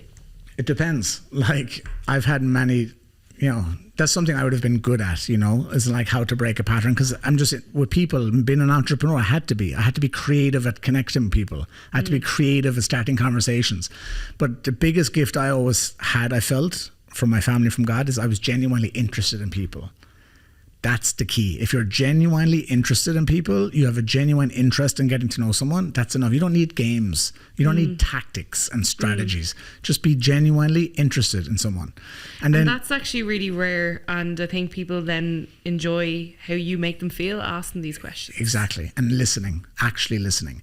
But my first answer, break the pattern, is don't try and manipulate or be different. Just be different and just be like, break someone's pattern, because they're not, like, even you asking questions, listening is breaking a pattern, because they're not used to people actually genuinely interested in them. Like, most people are not listening to understand, they're listening to reply. Like, most people are waiting to reply. They're not even listening to reply, they're waiting to reply. But when you listen to understand, when I'm coaching people and I work with companies, I call it listening like your life depended on it. Yeah. That's a different level of listening. When you do that, that breaks a pattern. But if you get to talk to someone and you notice something, like, again, you see everything, notice, and you say something that's different, people then are like, oh, that's different. It's not to gain something so quick, but it's a way to engage. Like, that's how you engage. Because some people are shy and they don't have confidence, and you think, oh, they're not interested, but they don't know how to respond maybe. But if you can break the pattern, that'll get them out of their fear thinking, and they'll respond to you more naturally then. And now you have something real. Whereas if you go up with like, hey, how are you? They know that already. They're already in their fear mind. They're already insecure. And they're like, I'm good in you. And it dies. And you think, oh, they don't like me. Maybe they did like you, but they have fear. So when you can be a little bit different and you can, think outside the box a little bit, you become more interesting and you're interested in them. Now you have their attention. And the other side as well is, like, if you're just a fucking good person, like, just be a good person. Like, since when is that not enough? Like, just being a good person. It's rare though, that's why. Being kind, keeping your word, being well put together. Again, fellas, being in shape a little. You don't have to be fucking shredded, but like, be healthy. Take care of your, like, have clean hands, nails, like, be fresh, wash yourself. Like, I've heard, like, a lot of people don't wash every day, even, and I'm like, what the hell is this?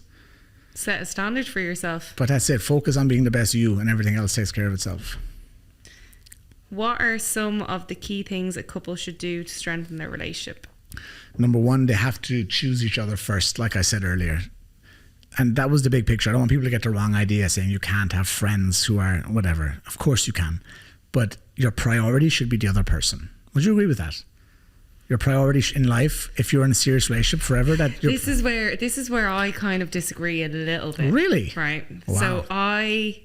So glad I brought you on here to disagree with me on my own podcast. Okay, no, I like it. Bring it. Because I bet you will end up agreeing eventually. Go on. All right. Well, when I look at a man and I look at myself, I think I want his ambition to be first, and I want to be second.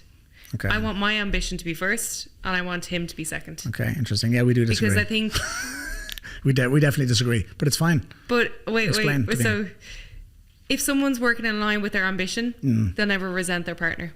I agree. And they're living in line with what they truly want in life. I agree with that. And I think if you're not running with your ambition, why can't the person, you be each other's priority in alignment with the ambition?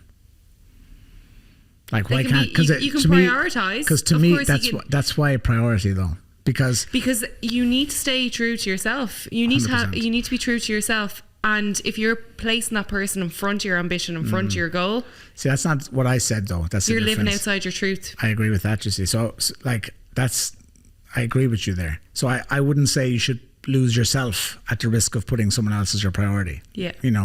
But I believe the right person will support you in that vision. Of course. That should be built in as part of your standard for you. So if you're my priority, if my girlfriend or my wife is my priority, it never ever automatically discounts what else I'm doing, ever.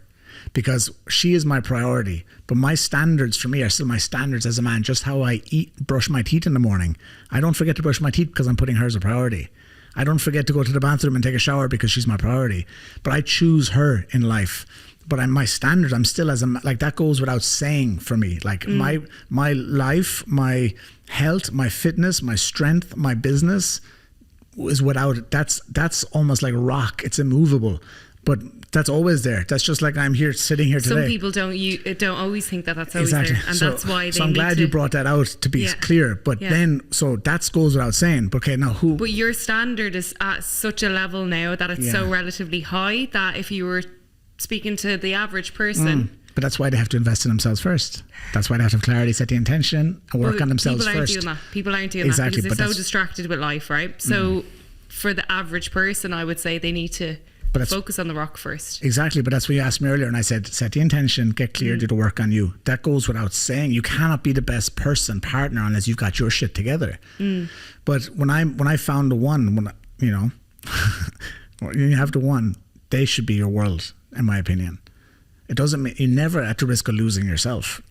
So I'm glad you said that. But if I'm choosing, when it comes to who am I spending my time with, and I think that classic woman wants to be there for her man, wants to love her man, wants to take care. He has to provide because that's his masculine role in the relationship. But her job is to love and take care of her man too. It's just like a man is providing and loving and taking care of her. And I think if you put each other as priority through God, through faith, through everything, through love, everything else fits perfectly. I believe. Like when you find that right one, and again, they're my values of my person. If someone else has different values, that's fine. But for me, a family is the most beautiful thing in the world. It's the most beautiful thing in the world. What else do you have? Like the best thing about a family, especially a family that you have a good relationship with, is you can rely on them, right? You're never alone. So when you can find a partner that you can rely on, that you're locked in together, that you choose each other, and you know we put each other first, both of you. So when they're putting you, it's not just you putting them first, they're also putting you first. So they want you to stay in a line too. So they're supporting you in your alignment. So you're not, it's even more stronger than you focus because now you have someone who loves you, who also elevates you and pushes you that way to your strength, and you do to them. Does that make sense? Yeah, no, it does completely, because I think you can identify if you are being pulled in the wrong direction and you're in love with the partner and you're being pulled in the wrong direction. It's not correct. It's not right. It's not right. It's not love. Right. No, because I think the real love makes you more of who you are. And it elevates. It elevates and multiplies and multiplies exactly who you are. Like it supports you in that. And I think that's the feminine energy too, if I'm being honest. Like the real pure feminine energy wants her man to shine. Yeah. She wants her man to be strong and to lead because that's his job. So her job is to support and encourage. Like too many people today are not like the wind beneath the wings. You should be the wind beneath the wings of your partner, both ways. Yeah. You know, and I think a woman is so naturally, the feminine is so good at doing that, at loving better than we are, you know, that's why it works really well in that traditional sense. But I think to go back to the beginning, some people have lost that a bit. And I think there's no reason why you can't have an amazing career and business as a woman and still be a loving woman to your man. I think it makes your career so much better. 100%. Like, because you're way more optimal. Yeah. Like everything that you're doing. Full power. Because is there anything better than having a strong man behind you? Of course. That loves you and that has your back. Like, imagine that strength. Then what do you need from the outside world? What compliments you need from someone else? What likes you need? When you have a man behind you that's fucking rock solid, that has your back, that's behind you, what else you need? Nothing. And where are you looking? Nowhere, only at your man. And when your man has a woman who's devoted to loving you, taking care of you and being there for you, and her eyes and her intention, her heart, everything is for you, what else a man needs? Why is a man looking left and right? Because his own woman's not looking at him. Now that's partly his fault because he doesn't have his shit together. So get your shit together, fellas. But having a right woman with the same values, if I have a woman devoted to me, I don't need to look left and right. Right? So the man has responsibility to take care of his shit all the time and to lead. A woman has a job to take care of her shit so that we're magnetized to each other. And the commitment is that in 3, 4, 5 years, we're still choosing each other. Because if you don't choose each other, 5 years down the road, we're growing, we're changing. Yeah. Then what are we choosing? Now we're being pulled left and right again. That's why I think the value of a man and a woman, they have to choose each other first. They have to put each other first so that in 5 years when the strong winds come, that we're strong together because we put each other first. We figure it out together. We communicate. We love each other. You see, that's the bedrock of everything, in my opinion. Do you think people don't see through their problems and they press the eject button too soon? Probably, yeah. Because it's so easy now and they think the grass is greener and it's bullshit. It's not. And they don't really, and you know when a man sees you, when he really sees you and loves you, you feel that. And then all this other stuff, they don't love you. They don't see you. They see you on the outside and they want something from it. They don't really see you. Real love is when you're seen and when you're heard. When people see parts of you that you feel like no one's ever seen that part of me. I didn't even have to show it. They just see it. Right? That's what love is. And going to someone who's liking or commenting or hey, what's up? Or hey, sexy, or hey, you want to go? They don't give a fuck about you. They only want one thing. And I know I was that guy. We're all that guy at some point. But when you find someone who sees you as a woman, you should be devoted to that. Why would you want to? You should take care. You have to nurture that. And when a man finds a woman who gives that to him, he should do everything to protect and love that woman. And she should be the center of his universe. Like, I'm probably an old school romantic, but my woman is the center of my universe. Did I just give away something there? Right, I think, can we clarify something here? Are you in a relationship? I think our time is up here. Yes, I am in a relationship officially. And I'm how very, does it feel? It feels like heaven. It feels like I've been rewarded by God, to be honest, for my commitment, for my work on myself, for my life that I'm living, my contribution, how I'm totally living in my lane as a coach, as a speaker. And I feel like I've just been given a gift, to be honest, from God. So I feel very blessed. I feel everything in my life is great. It's not always been easy to get there. You know, there's been a lot of lefts and rights, ups and downs. But yeah, and that's how you know when the values align, the character aligns, the vision aligns, the integrity aligns, everything aligns. It's just, it's effortless. Time stops when you find that. And you realize, you often hear that when you realize why it doesn't work out with others, you see when you find that one, you realize why. And for me, I'm so grateful for every relationship. I have so much respect for everything I've been through. And I remember I'm grateful for their past too, because everything brought us.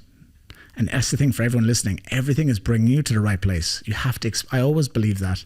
And you remember 2 years ago, I told you, I said, this person is coming. I told all my friends and they were like, yeah, sure. And I was like, within 2 years, I said, I saw it, I felt it, I knew it. I knew like I knew. And even on the last Q&A episode, people was like, are you single? I was like, yeah, but not for long. I knew, I could feel, I felt it. And then it comes when you least expect it. But I knew it was coming. And I think for everyone, they have to trust that everything has been guiding you. And I've been so true to myself the last while and done so much work on myself. I always knew I always expected things work out for me. And I think everybody has to change that mindset that things aren't happening to you, they're happening for you. Every bad relationship you're in, every struggle you've been in is guiding you back to your highest self. And I feel like that. I'm so grateful for every person, even the dates, even the shitty dates, even the relationships that didn't work. I enjoy it. The amount of lessons, like the amount of lessons you get. And I know, and for me, I hope they know, and I wish for them that they realize that even something better is for them. Because sometimes we feel like we're missing out in the relationship. You know, we've all been there. We think, oh, they're amazing. Oh, I lost out. But you didn't lose out. And they didn't lose out. Like, there's something better. I always believe that. And I feel like I always leveled up. I always got better and better and better. And then it gets to a point where like, oh, did I lose? No, you never lost it. You didn't actually. And I want, even for, if there's ever a girl who thinks they thought I was the one, no, there's more, there's better for you. You have to trust that. You have to realize that this was a lesson. I remember on the cruise ship in 2009, I saw this quote. It was like, people come into your life for a reason, a season, or a lifetime. And I remember I was so scared because I thought I wanted that girl for a lifetime, maybe, or at least a long season. I didn't want it just to be for a reason. That was fear. That was attachment. That was the idea of someone. But everyone that comes, you have to trust that it's for a reason, that there's a lesson, and realize that I believe there's a true love for everybody. I absolutely believe that. And I think we only can allow ourselves to get it. We can't go and get it. It's like the feeling. You can't go get that feeling of peace. Like with meditation, you can't meditate to go and get it. You lost it already because you already have it. So that love is naturally in us. And I think you have to focus on getting an alignment and allow yourself to receive. Like, that's how I've gotten everything. Everything that's come to me in my life, I've just allowed myself to receive it. I've complete faith that it's coming. Oh, I've had a naivety. Like, I expect the best all the time. I even told my friends the kind of girl I'd have, and they're like, you're mad. You're crazy. Like, you're so picky. Why not? Exactly. That was my thing always. Why not? And I'm proven right. I told you I was wrong once before, and in the end I was still proven right. I'm always right about this stuff, and it's right. You might get 10 wrongs and then it'll there is no wrong. To everything is perfect. Like, you can't be found if you don't get lost. And I've been lost a lot, and I'm just so grateful, and I feel so blessed that everything works out, but you have to have faith. I can't believe I just told the world, but it's true, because I get that question a lot, but now they know. I think this is kind of the first time where I think, like... What are you about to say now, Sophia? This is the one. You think so? This is the one. Well, I'm always talking about being visionary and like, don't be realistic, and like, say, don't be careful what you say, but I already know what I know. There's a transition in someone's energy when you can feel it. I feel like I can feel something different. Really, yeah? I think I have a peace, though, that I've probably never had before. Like, just a calmness, like a trust, a certainty, a peace. Love allows peace and calmness, though. Love heals. Love heals. And I know even she said that to me. She's like, wow, you're like healing things and even know. And I was like, when you find that, but you have to allow yourself, because here's going to question and doubt. You have to just, but again, the right person will never give you reason to doubt. I believe that. I have a question now, because I think with everyone traveling all around the world, right, we're kind of separating ourselves away from family, friends, people that are really close to us. I know we have social media and we have WhatsApp and FaceTime. Do you think people are lacking a lot of love in their lives? Absolutely. I think there's a serious lack of love. I think we don't love ourselves, and that's why we can't find the true love. I think we have to love ourselves completely first. There's a massive lack of love. Again, the world doesn't want you to love. The world wants you in need mode, distraction mode, spend mode, eat, drink, scroll, shop. They don't want you, because when you're in love with yourself, even you're single, you love yourself. What do you need? You want to go for a walk, you want to go to the ocean, you want to go for a hike, right? What do you need? You don't need to be anything. When you're in love, when you have real love, you don't even need food, you don't need sleep, you don't need anything, because love is that fire and that fuel. And then, like I often say, people think at the beginning, it's just a honeymoon period, and then it becomes real. I think it's the opposite. Yeah.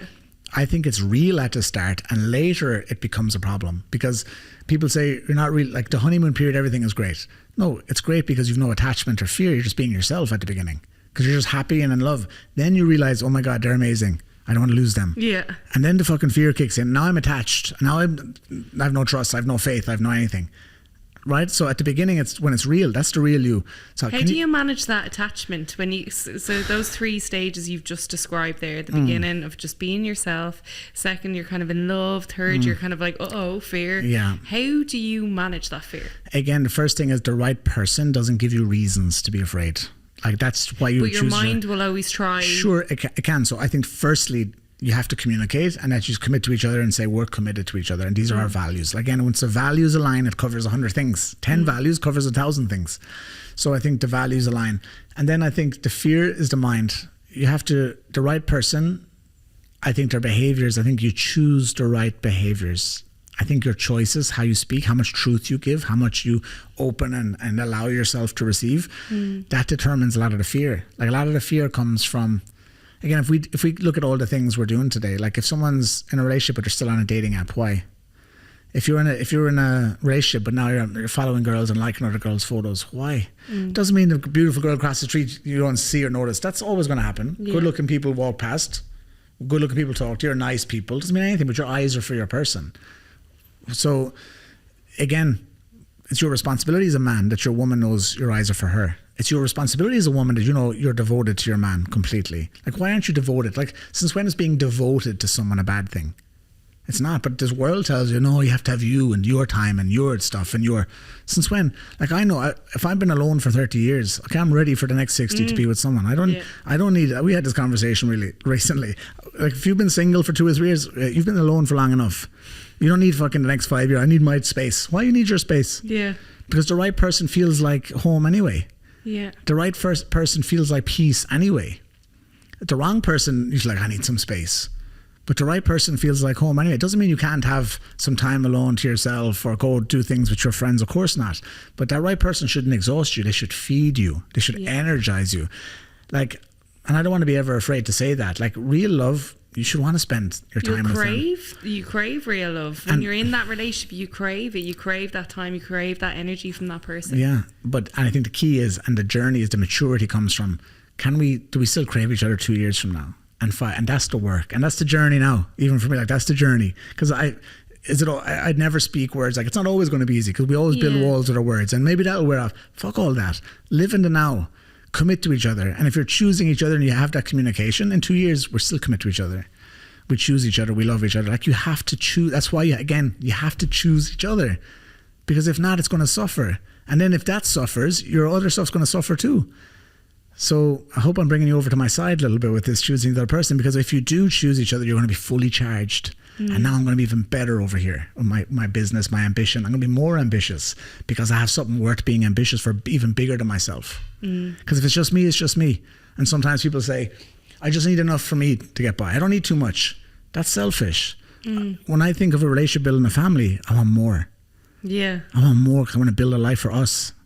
Like, now I'm going to be more ambitious because of this. Because if it's just me, fuck it, I'm good. Like, I'll just figure it out. No, but this, you have more responsibilities. More responsibility. I have a bigger vision for our life. I see our future. Yeah. So I'm more here. But she puts me first. She's my fuel. She's my wind beneath my wings. I'm unstoppable here. See? And vice versa. And that dynamic. And maybe the woman is the one. That's also okay. But even if the woman is the breadwinner and she's the career and the man isn't, the man still has to find a way to be a man, though. He still has to go out and be strong, be an animal. Because every man's an animal. But are you a mouse, or are you a lion? Or are you an eagle? What are you? Like, you have to bring out that animal in you. Like, and that's why getting strong, getting healthy, going after stuff, being creative, developing yourself, having ambition, developing your character, getting stronger as a man. That's how you can be masculine. Just because your woman has a better career or job doesn't mean you can't crush it in life. Doesn't mean you can't be... Because that confidence you'll get from getting your ass in shape, they're going to make you more masculine. And I don't care what any girl says, oh, I like it, Dad. But no, when your man is strong, girls like that. Am I right? When a guy's in better, he doesn't have to be shredded. But when a guy's put strong and healthy, a girl likes a man to have some arms around her. And if fellas, you think she doesn't, you're full of shit. Because she does. And she wants you to sweep her off her feet. And she wants you to pick her up. Like, when's the last time you went and picked your woman up off the ground? Like, go home today and pick your woman up. I guarantee she'll love it. Because that little girl wants to be picked up. You know, she wants to be, like, a woman still wants a man to have it. And I'm careful about using the word dominant, but a dominant energy at some times, in the right way, when it can be that, where she can feel I'm safe and I'm taken, you know? So I can surrender. If a woman doesn't trust you enough to surrender to you, what does that say about your relationship? So I think if a man becomes masculine, gets into his masculinity and becomes strong enough, she can feel safe to surrender. But if she doesn't feel safe to surrender, that energy, that chemistry, that tension's not going to be there, because she's going to have to feel like I have to be in my masculine all the time. If you're not strong enough in yours, how is she supposed to surrender into her full feminine if you're not fucking manning up? So it's irrelevant how much money she earns. It's irrelevant what career or job she has. You have to find a way to be a man for you so that she can say, he still sweeps me off my feet. Because I don't think that'll never change. When do you think it's too late to intervene in a relationship when you've let the standards slide? It's never too late. It's never too late. Never give up. I think this is a great way to finish. Never give up, especially if it's the right one with the right values, the right character. Find a way. Like, you might have bad moments. Also, never go to bed angry. Stay up and fight all night. Fight till dawn. You'll get through the day. You can have Red Bull. You'll get through it. Stay up and fucking fight. Figure it out. Find a way.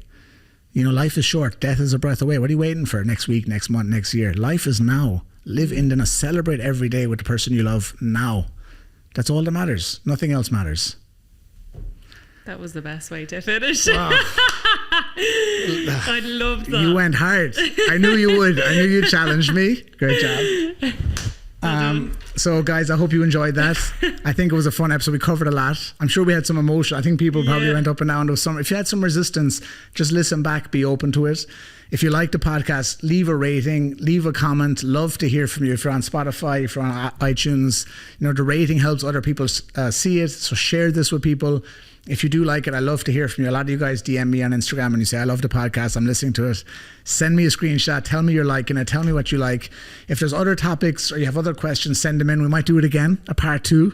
But this is a great episode. I knew it would be. I think it was worth waiting for. Thank you so much to Sophia. She's a legend. I know she represented the women today. So thank you so much. I tried. You did great. You did amazing. Thank you so much. And yeah, we'll see you guys in the next episode.